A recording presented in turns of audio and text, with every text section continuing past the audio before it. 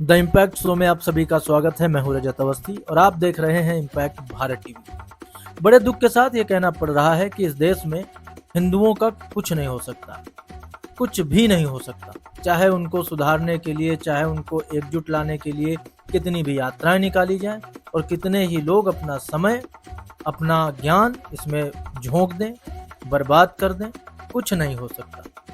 क्योंकि अगर हिंदू को आप जातियों में बंटने से रोकोगे तो वो भाषाओं में बंट जाएगा। और आज हम बात करेंगे एक ऐसे ही मुद्दे की जो न केवल महाराष्ट्र की सड़कों पर बल्कि पूरे देश के सामाजिक ताने बाने को प्रभावित कर रहा है। यह महाराष्ट्र में हिंदी बनाम मराठी का विवाद, जहां भाषा के नाम पर हिंसा, अभद्रता और समाज को बांटने की साजिशें सामने आ रही हैं। खास तौर पर इस विवाद में ठाकरे परिवार और उनकी पार्टियों की भूमिका सवालों के घेरे में है।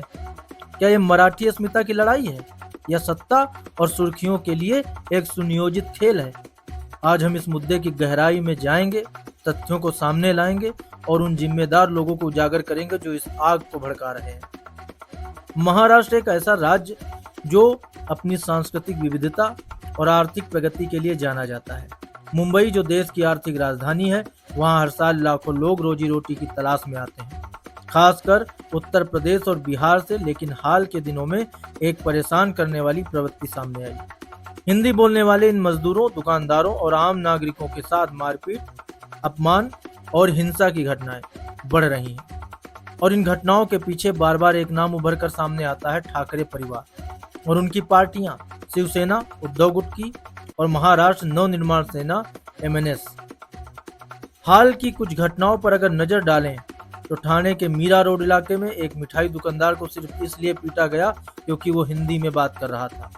MNS के कार्यकर्ताओं ने उसे घेर लिया, गालियां दी और मराठी बोलने के लिए उस पर दबाव डाला।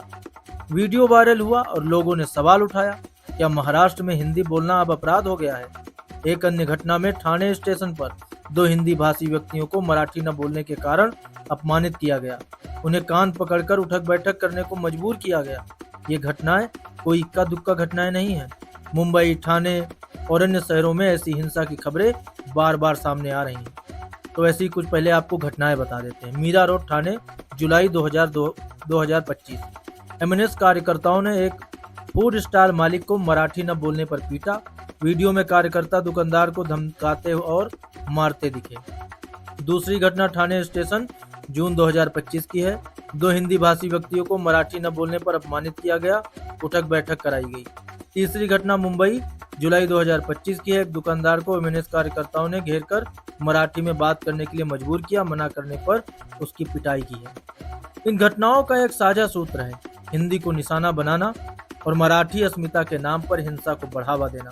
लेकिन सवाल यह है कि क्या ये वाकई मराठी अस्मिता की लड़ाई है या फिर ये एक राजनीतिक खेल है जिसे ठाकरे परिवार और उनकी पार्टियां अपने फायदे के लिए खेल रही हैं। बाल ठाकरे, जिन्होंने शिवसेना की स्थापना की, उन्होंने 1960 के दशक में मराठी मानुष के नाम पर दक्षिण भारतीयों के खिलाफ आंदोलन शुरू किया था। 1990 के दशक तक यह आंदोलन उत्तर भारतीयों, खासकर यूपी और बिहार के लोगों के खिलाफ केंद्रित हो गया। 2008 में राज ठाकरे, जो बाल ठाकरे के भतीजे हैं और MNS के प्रमुख हैं, उन्होंने हिंदी भाषी लोगों को गोबर का कीड़ा बताया, जैसे अपमानजनक शब्दों से उनको संबोधित किया। लेकिन ये केवल शुरुआत थी। आज उद्धव ठाकरे और राज ठाकरे, जिन्हें ठाकरे ब्रदर्स के रूप में जाना जाता है, मराठी अस्मिता के नाम पर हिंदी विरोध को हवा दे रहे हैं।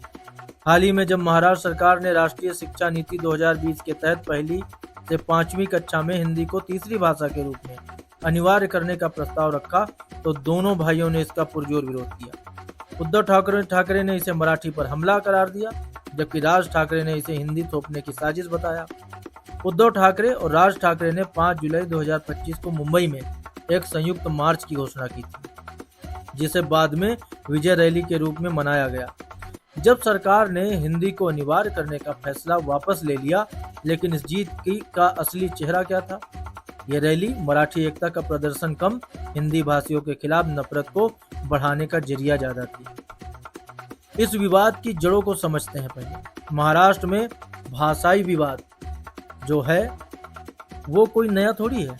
ये 1960 के दशक से चला आ रहा है। जबकि शिवसेना ने मराठी पहचान को स्थापित करने के लिए बाहरी लोगों, खासकर गैर मराठी भाषियों को निशाना बनाया है।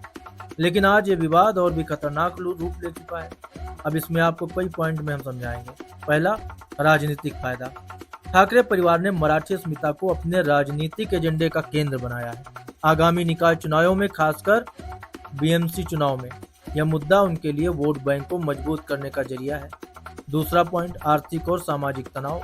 महाराष्ट्र में बेरोजगारी और आर्थिक चुनौतियों ने स्थानीय युवाओं में असंतोष को बढ़ाया है। इस असंतोष को हिंदी भाषी मजदूरों के खिलाफ मोड़कर ठाकरे परिवार और उनकी पार्टियां अपनी राजनीतिक जमीन मजबूत करने की कोशिश कर रही हैं। अगला पॉइंट, हिंदुत्व का नया कोण। हाल ही में इस विवाद में हिंदुत्व का रंग भी चढ़ाया गया है। महाराष्ट्र के मंत्री नितेश राणे ने ठाकरे भाइयों पर गरीब हिंदुओं को निशाना बनाने का आरोप लगाया और इसे हिंदू मुस्लिम मुद्दे से जोड़ा। उन्होंने सवाल उठाया कि अगर हिंदी बोलने वाले हिंदुओं को पीटा जा रहा है तो मुस्लिम बहुल इलाकों में मराठी क्यों नहीं थोपी जाती। लेकिन ये सवाल केवल ठाकरे परिवार तक सीमित नहीं है। महाराष्ट्र सरकार की जिम्मेदारी है कि वो इस तरह की हिंसा पर लगाम लगाए। मुख्यमंत्री देवेंद्र फडणवीस ने स्पष्ट कहा है कि भाषा के नाम पर गुंडागर्दी बर्दाश्त नहीं की जाएगी और दोषियों के खिलाफ सख्त कार्रवाई होगी। लेकिन क्या यह बयान केवल शब्दों तक सीमित है? क्योंकि सड़कों पर हिंदी भाषियों के साथ हो रही हिंसा और अपमान की घटनाएं रुकने का नाम तो नहीं ले रही हैं और दोषियों पर कड़ी कार्रवाई अभी तक दिख तो नहीं रही है। ठाकरे परिवार, उद्धव ठाकरे और राज ठाकरे की पार्टियां, शिवसेना, यूबीटी और एमएनएस हिंदी विरोधी बयानों और कार्यकर्ताओं की हिंसा के लिए सीधे तौर पर जिम्मेदार है। वहीं एमएनएस कार्यकर्ताओं की अगर बात करें, दुकानदारों, मजदूरों और आम नागरिकों पर हमले करने वाले ज्यादातर एमएनएस के कार्यकर्ता हैं जो मराठी अस्मिता के नाम पर गुंडागर्दी कर रहे हैं। राजनीतिक चुप्पी, कुछ नेताओं की चुप्पी और हिंसा को नजरअंदाज करने की प्रवृत्ति ने इस आग को और भी भड़काया है। वहीं सरकार की निष्क्रियता। हालांकि सरकार ने सख्ती की बात तो कही है, लेकिन अभी तक कोई ठोस कार्रवाई नहीं दिखी है, जो मैं आपको बता रहा हूँ। ये चिंता की बात है कि देश में इस मुद्दे पर उतना विरोध नहीं हो रहा है जितना होना चाहिए। हिंदी जो हमारी राष्ट्रीय भाषा है, उसका अपमान और हिंदी बोलने वालों के साथ हिंसा न केवल महाराष्ट्र के सामाजिक ताने बाने को कमजोर कर रही है, बल्कि ये राष्ट्रीय एकता के लिए भी खतरा है। ये समय है कि हम एकजुट होकर इस तरह की भाषाई हिंसा और समाज को बांटने वाली राजनीति का विरोध करें। भाषा हमें जोड़ने का काम करती है, बांटने का नहीं। महाराष्ट्र में हिंदी बनाम मराठी का यह विवाद केवल एक राज्य का मुद्दा नहीं है, यह हमारे देश की एकता और अखंडता का सवाल भी है। हम आपसे जानना चाहेंगे दर्शकों, क्या आप मानते हैं कि ठाकरे परिवार की यह भाषाई राजनीति समाज को बांटने का काम कर रही है या नहीं कर रही है?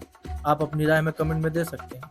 लेकिन जैसा मैंने शुरुआत में कहा कि हिंदुओं का इसलिए कुछ नहीं हो सकता, क्योंकि अगर उनको जातियों में बंटने से रोका जाएगा तो फिर वो भाषाओं में बंटना शुरू कर देंगे।